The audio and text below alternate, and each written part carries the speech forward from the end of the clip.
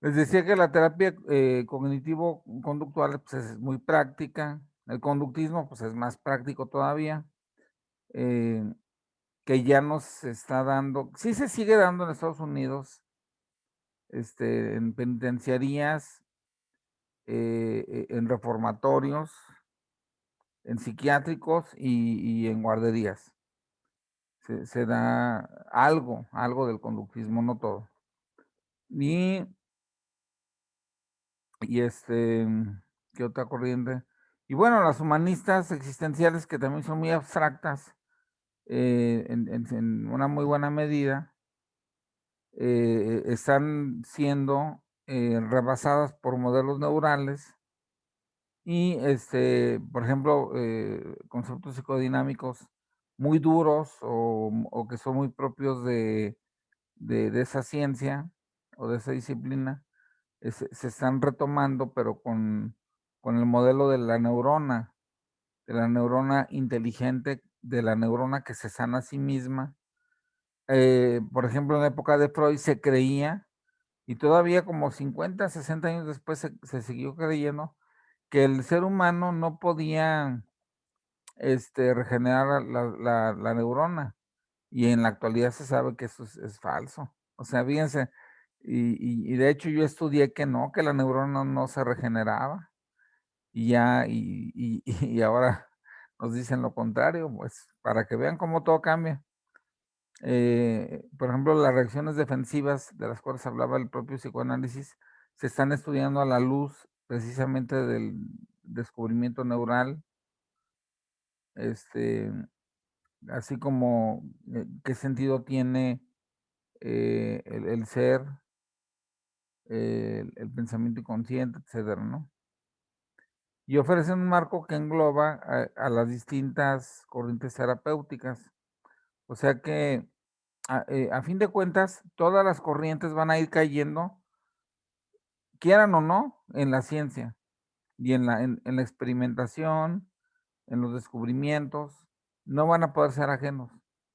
Eso es una garantía, digamos, para los pacientes de que no van a tener valga el término, un profesor chiflado que les dé una terapia poco, favorable. Y también, pues, obviamente permite hablar, eh, de maneras diferentes con diferentes personas.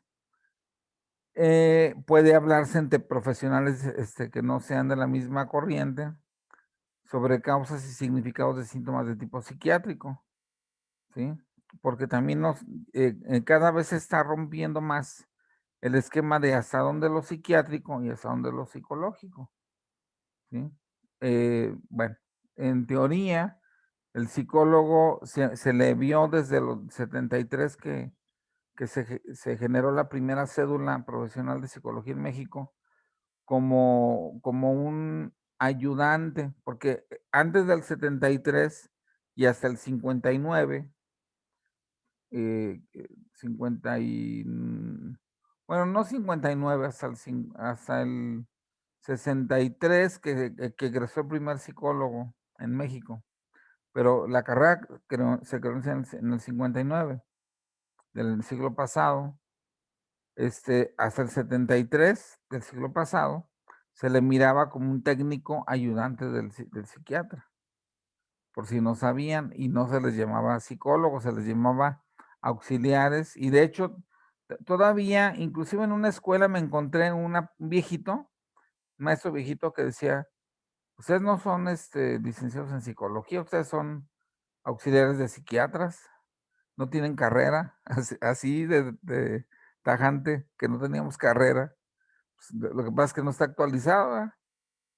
Entonces, bueno, la psicología ha ido ganando terreno, y no solo ha ido ganando terreno, ha ido ganando adeptos, ha ido ganando, yo creo que por cada psiquiatra hay unos 100 psicólogos. Entonces, pues eso lo dice todo, ¿no? Tenemos más peso, y cada vez se están metiendo más psicólogos a hacer los manuales diagnósticos que los hacían siempre los psiquiatras. El DSM-5 siempre lo hacían psiquiatras, no psicólogos, y ya están dejando entrar cada vez más la influencia de la psicología, ¿no? Y bueno, son algunos puntos interesantes. Se está fusionando también la psicología con la psicoterapia. A ver, ya, adelante, a ver quién me ayuda. Yo, maestro. Dice, ¿Sí? adelante, Gaby. Sí, Alma, gracias. Ah, Un denominador común en todas las psicoterapias es que tanto el terapeuta como el paciente prestan atención a lo que sucede en la mente del paciente. Se favorece e incita a la introspección, proceso mental a través del cual el sujeto observa atentamente sus propias experiencias. Fíjense, hablemos de cualquier corriente, de la que sea, inclusive de las más novedosas, que son las conceptuales, como les había dicho hace poco, y la más moderna de todas, el mindfulness.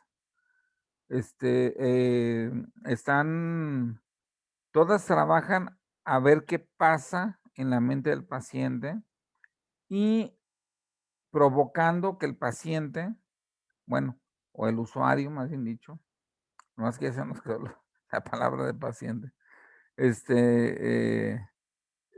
tenga una introspección.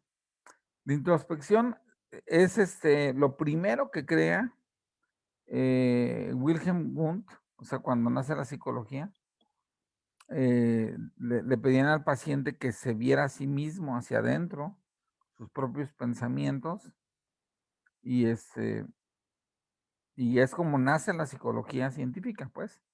Y todas las terapias, no hay ninguna que no te conduzca a que te autoanalices, ¿no? A que hagas un acto introspectivo, ¿no? Entonces, por lo tanto, se favorece la introspección, en el cual, pues, el sujeto se observa de afuera, como si él fuera, ahora sí que su propio terapeuta, pero viéndose de afuera hacia adentro y viéndose con cierta neutralidad también, porque si eres de sujeto a sujeto, pues vas a justificarte o qué sé yo. Entonces se hablan de tres procesos, el primero, que está vinculado entre sí, que es el de la metacognición y el de la mentalización, los explicamos. La metacognición es pensar sobre lo que pensamos, o sea, a ver, ¿por qué pienso yo de esta manera? Voy a pensar por qué pienso de esta manera, esa es la metacognición, y eso es un proceso que ninguna terapia, está al margen, o sea, todas favorecen ese proceso. El segundo es el de la mentalización, que no es lo mismo. Aquí no es pensar sobre lo que pienso, sobre cómo pienso, sobre si pienso apropiadamente o no, sino es pensar sobre lo que siento. A ver, ¿por qué siento esto por esa persona? ¿Por qué me cae gordo el profesor de psicoterapia, por ejemplo? ¿No? ¿O por qué me cae gordo el compañero que tengo al lado, qué sé yo? Entonces, obviamente estoy tratando de entender y de entenderme que está detrás, que es lo que no me permite ver. Ahora, por ejemplo, con el halo de feminismo que está creciendo, que qué bueno, por cierto, que la mujer se emancipe del hombre, pero se están llevando entre como dicen el refrán, entre las patas de los caballos a mucho inocente. Entonces, a veces, nada más por el hecho de ser hombre y nada más por el hecho de tener alguna denuncia, alguna cosa, ya es sujeto de ataque. Y me pasó el dato de que un compañero mío, este, lo, que lo pusieron en un cartelón de que era un acosador de jovencitas y todo ese rollo, pero que según él lo hizo una alumna, eh, como que malinterpretando el contexto, la situación bajo el cual lo había dicho, porque hay mucho intercambio en la actualidad, mucho maestro viene por ejemplo, de Puebla a dar clases a León, y en Puebla son muy mal hablados y no se diga en Veracruz. Entonces, ese tipo de contextos tenemos que caminar hacia ellos y ver si realmente la intención del maestro era acosar o era, pues así hablaba, ¿no? También dicen que la gente del norte es muy franca y que la gente de acá del León somos muy hipócritas, fíjense. Entonces, yo creo que vale la pena pensar por qué sentimos odio por alguien y no nada más atacarlo inmediatamente, sino también pensarlo y ver si vale la pena, porque inclusive el maestro se tuvo que ir hasta de la ciudad de León. Pero bueno, ¿será cierto lo que dijo la alumna? No sé, tal vez sea cierto, no me consta nada.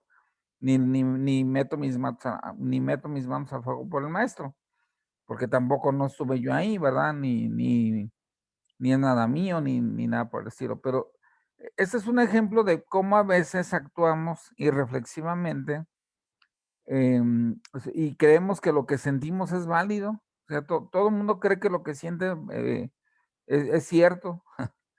O sea, como que creemos que, inclusive creemos que es más cierto lo que sentimos que lo que pensamos. Y a veces no es así, pues, o sea, pudiera no ser así, pues. A veces sí, a veces no, pero tenemos que hacer actos introspectivos. Mucha gente no va al psicólogo y pues imagínense, pues le deja rienda suelta a los sentimientos. Y luego Fritz Perls, los dos de arriba son de Freud, ¿eh? La metacognición y la mentalización son del psicoanálisis. Y Fritz Perls habla del darse cuenta, de que no nos damos cuenta eh, de lo que ocurre realmente en el mundo, ¿sí? Entonces él hablaba mucho de este punto, que es el creador de la terapia Gestalt, que también ha estado muy en boga y que también no tiene tanta diferencia como uno quisiera pensar con el psicoanálisis, ¿eh? Y bueno, la gran frase de Freud es, ¿qué pretende el psicoanálisis? Que se ensanche el yo, o sea, que el yo abarque áreas inconscientes. Acuérdense que el yo tiene una parte consciente y que esa parte, pues, que invada las partes que no son conscientes o que son parcialmente conscientes para hacerlas plenamente conscientes, ¿no? Y bueno, todo ese rollo es para que la experiencia mental se alumbre y se tenga un desarrollo de la propia conciencia, que sería en este caso el darse cuenta. O sea, darnos cuenta de por qué pensamos así, por qué somos así. Nadie, y es algo como que muy obvio, que cuando hay una discusión, nadie se pone a pensar si realmente está en lo cierto, sino que simplemente sigue la discusión a ver quién gana, ¿no? Y da argumentos a favor de su punto de vista, pero no se pone a pensar quién inculcó esa idea primero. Por ejemplo, si hay ahorita 1,550 millones de musulmanes en el mundo y solamente 1,250 millones de católicos. O sea, son más los musulmanes que los católicos. Y eso, y cada uno de los musulmanes piensa que Alá su el Dios y Mahoma su profeta. Y muchos de ellos, no todos, claro, creen que se vale matar en nombre de Alá, que se vale, este, eh, si tuvieran la bomba atómica, pues usarla en contra de porque para ellos, la gente que somos de otra religión, diferente a la musulmana, no valemos nada, no somos nada, estamos aquí como que estorbando en la tierra, y pues ellos sin miramientos usarían una bomba atómica para destruirnos, ¿no? Ya está ahorita, por ejemplo, Estados Unidos tomando em, eh, cartas en el asunto, ya está empezando a poner sanciones muy fuertes a Irán, porque Irán es el siguiente país en desarrollar la bomba atómica. Todos los demás países árabes están muy pobres, pues, pero Irán no. Irán es muy rico y está en medio de dos grandes potencias. Lo protege Rusia, por si fuera poco. Entonces, pues imagínense, no tienen ellos conciencia de que están mal. Pues como digo, a lo mejor igual también tampoco nosotros la tenemos, ¿verdad? Igual y nosotros también estamos mal, pero yo creo que bueno, el católico no anda matando gente. A lo mejor estará mal será doble moralista, por ejemplo, pudiera ser, pero no anda matando gente y eso sí está bien mal. Entonces ahí sí se les tiene que poner unas aquí, pero no van a psicoterapia, creen que tienen la razón, creen que no pueden pensar. Aparte, cómo maltratan a las mujeres en esos países, ¿eh? La mujer es un objeto, tiene que caminar atrás del hombre y servirlo y no puede ver a ningún otro hombre y bueno. Pero bueno, allá la psicoterapia no funciona, obviamente, allá, lo que funciona es, por eso se llaman teocracias, allá el que manda es pues no sé cómo se le llama, el sacerdote mayor, ahí tiene un nombre, ya me acordé, se llama imán, al que, al jefe de todos los, sacerdotes, o por así decirlo, musulmanes, ¿no? Entonces, alumbrar la conciencia, pues es importante. ¿Quién me metió ese pensamiento? O sea, ¿por qué pienso así? Esa es una pregunta que nos debemos de hacer todos. A ver, ¿por qué pienso así? ¿Por qué siento esto por esa persona? ¿Se lo merecerá? ¿Me doy cuenta de por qué? ¿Puedo hacer consciente alguna idea que me sembraron, que alguien me sembró? ¿Qué tan manipulable soy? Todo eso son cosas que promueve la neurociencia y la psicoterapia, ¿sí? ¿Hasta aquí alguna pregunta o comentario? No, maestro. Digo, No, profe. con todo respeto a los que no sé si hay aquí algún musulmán y ya lo estoy echando de cabeza, ¿no? Pero no, supongo que no, ¿verdad? No he llegado con tanta fuerza acá. Pero, por ejemplo, en Francia, ya la mitad de la población es musulmana, porque son emigraciones y emigraciones de África, y todos África es musulmana, ¿no? Y como hablan francés, los africanos, es el único idioma que hablan. Digo, no todos, bueno, como la mayoría, ¿no? Se van a Canadá o se van a Francia y bueno, que Dios nos agarre confesados, cuando lancen la bomba atómica esos canijos, ¿no? Que esperamos que nunca la logren. Para ello hay mucho esfuerzo mundial, ¿eh? De ocultarles todo eso. No tienen los insumos o luego se dan cuenta con los satélites. Estados Unidos vigila todo eso. Pero bueno, en fin, vamos a continuar. Adelante, ¿quién me ayuda? Miren, ya se ha descubierto, por ejemplo, en qué partes está pues la empatía, el equilibrio de las emociones, el control del miedo. A ver, ¿me ayuda alguien a leer esto? Hola, hola. Sí, profe. A ver, Chema. Estábamos en ¿Ya le había empezado, no? ¿O lo leo todo de nuevo? Adelante. Sí. Sí. Región prefrontal medial del cerebro. O sea, de la frente 1 centímetro para atrás. Ajá. Ok. Dice, ¿leo también lo del cerebro o las letras y ahorita ya me sigo con el cerebro? Sí, no, las letras. Autoconocimiento. Empatía. Sintonizar con los demás, regular el cuerpo, equilibrar las emociones, aplacar el miedo, pensar antes que actuar. Moralidad, intuición. Pues fíjense, todo eso está en el cerebro, ya está bien localizado. En la época de Freud, pues era un misterio. En épocas inclusive posteriores a Freud, lo seguía haciendo la neurociencia, pero, por ejemplo, sabemos que la parte más primitiva del cerebro, pues es la que está más al centro, ¿no? Y es obvio y es muy lógico, porque el reptil tiene toda esa parte, toda esa estructura la tiene. Lo que no tiene es esa bola que sale, que se le llama encéfalo, más encefálica. Y obviamente la parte más evolucionada que tiene el hombre es esta, donde está la frente. Entonces ahí es donde se da el diálogo entre los impulsos que vienen, podemos decir que vienen del ello, o los impulsos que vienen de la biología en términos más científicos, o de los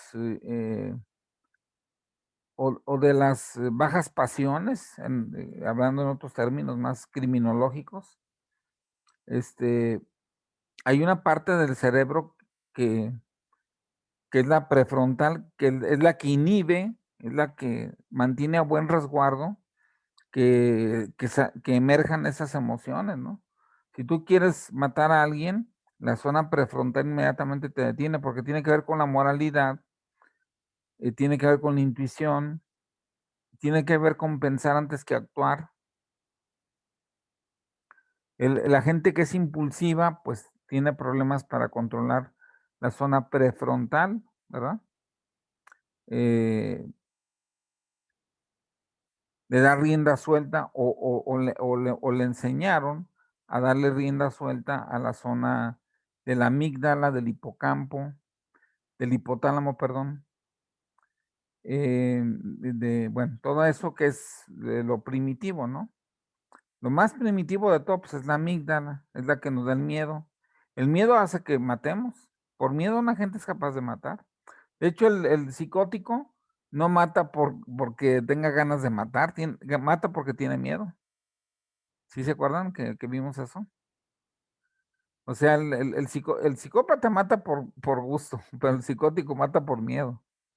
El psicópata no le tiene miedo a nada, ni a la policía, ni a nadie. En el psicótico sí mata por miedo.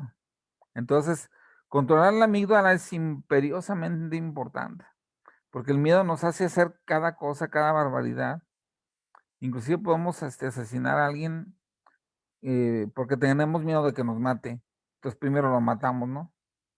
Entonces para ello es muy importante el control de la zona de la amígdala, de la zona del hipocampo.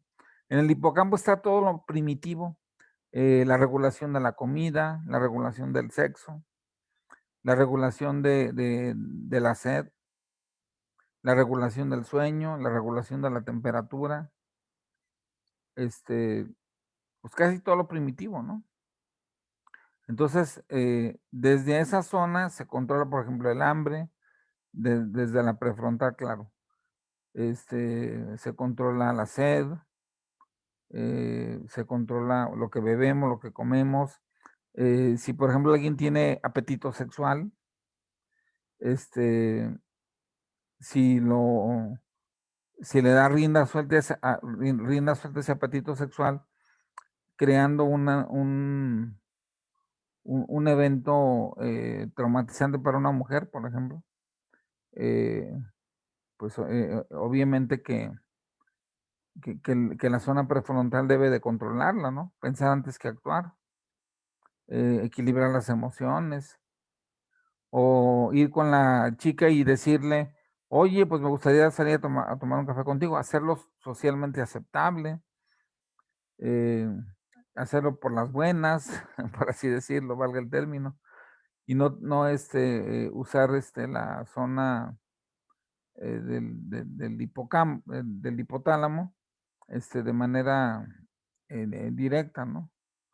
Bien, ¿qué más? Bueno, hay un autor que se llama John Bowlby. Yo tengo de hecho uno de sus libros, es uno de los que más estudió el apego. Para él el apego es un asunto bien, bien curioso, o sea, porque una cosa es el objeto externo, otra cosa es el objeto interno, que es el que está dentro de mí. Si yo amo a mi madre, pues está dentro de mí, pero mi madre está también afuera de mí, ¿verdad? Pues, no puedo amar algo que esté afuera de mí sin que esté dentro de mí el amor, ¿verdad? Y siempre hay una dualidad. Entonces él a ese punto o a ese brinco le llama vínculo, ¿sí? Entonces él considera que el primer sustituto en cuanto al vínculo es la madre, el segundo es el grupo, por ejemplo, el grupo de amigos, el grupo en la escuela, el grupo de pares, cuando se va rompiendo la relación con los padres, y tarde que temprano viene recayendo en el terapeuta. A ver, ¿me ayudas a leer? ¿Quién me ayuda? ¿Jennifer? Sí, maestro. Dice, Adelante. la teoría del apego. El papel del terapeuta es análogo al de una madre que ofrece a su hijo una base segura desde la que podrá explorar el mundo. John Ball, 1988. Necesidad evolutiva de apego en el niño respecto a su cuidador. Es una necesidad de carácter biológico que forma parte de la programación genética tan importante como la alimentación o el apareamiento. Uso de la figura de apego como base segura desde la que explorar así como en la que refugiarse en momentos de peligro y alarma. Esa seguridad está basada en afecto, valoración y cuidado. Sí, miren, y aparte, bueno, en ese sentido, el humano es el que más necesita cariño, o sea, de todos los animales. Yo tengo un gato, bueno, no sé si lo han visto por aquí que se me brinca, pero se le vale, o sea, él se va al sillón y si le hago cariñitos o no le vale, ¿no? O sea, no tiene, yo noto que no tiene esa necesidad de afecto. Eventualmente sí, pues ahí una vez, unos 2 minutos al día tiene necesidad de afecto, ¿no? Pero el ser humano no, nosotros somos seres, que si no tenemos afecto, enfermamos, ¿verdad? Y por ahí había visto una caricatura en el Facebook que decía, si, si me aman, tengo conflicto. Si no me aman, enfermo. O sea que no nos queda de otra. O conflictuados o enfermos, ¿verdad? Porque pues la relación humana pues no es tan sencilla, ¿verdad? Para tener un apego con alguien, pues hay que saberse llevar bien. Entonces, bueno, esto obviamente tiene que ser analizado y puesto en manos del terapeuta para precisamente analizarlo y para corregirlo, porque inclusive lo llegó a decir Carl Rogers, el 99.9 de los problemas de un ser humano es el afecto, no es el pensamiento.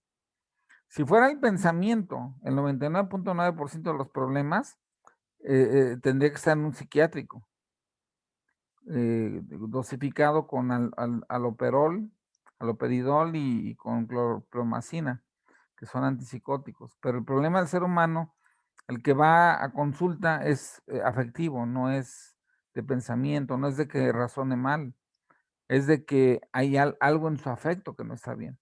Entonces se tiene que restaurar ese afecto, reparar la confianza también. Si tú pierdes la confianza, pues obviamente estás perdiendo también parte de ese apego hacia alguien, ¿no?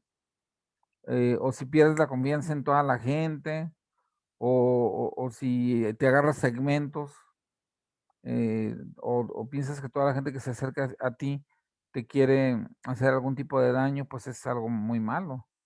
Se tiene que resanar esa área, ¿no? Y volver a sentir, volver a significar, volver a inclusive a tener una experiencia de amor. ¿La que sigue?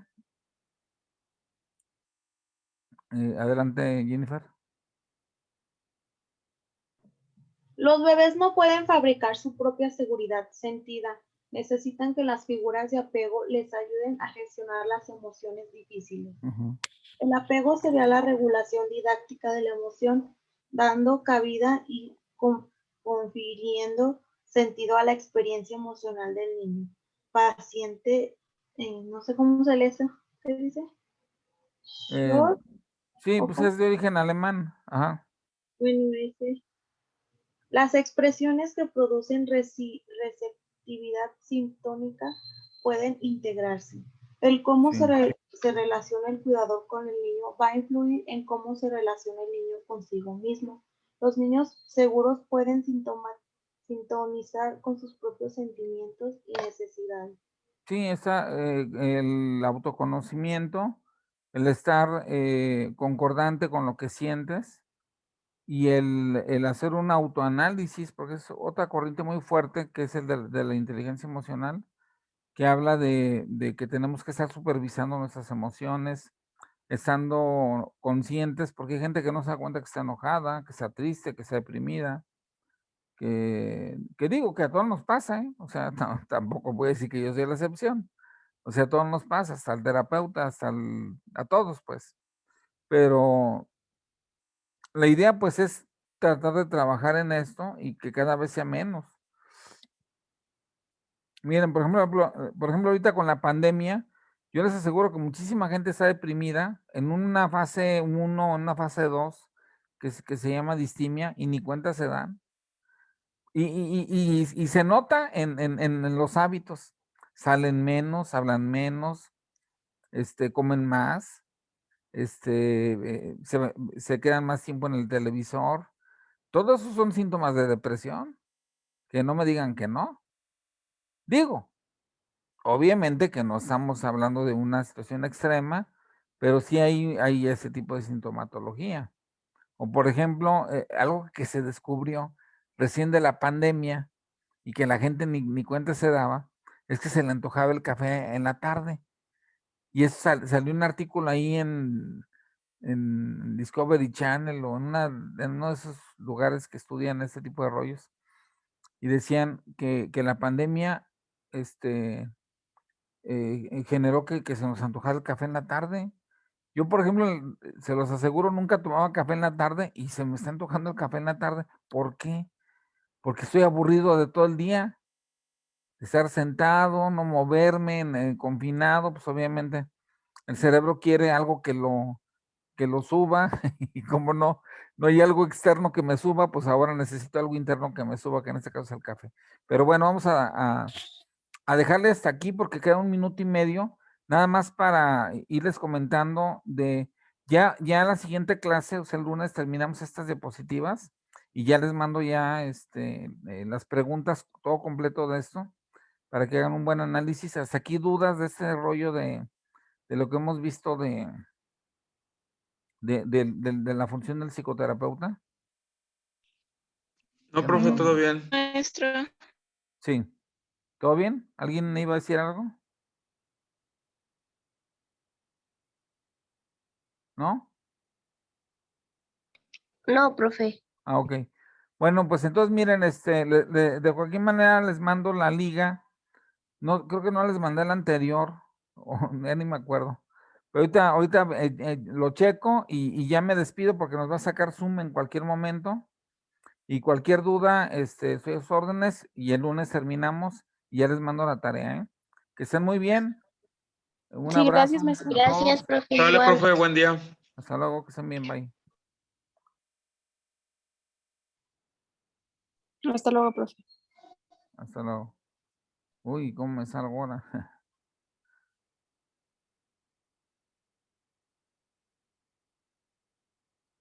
Ah, ya.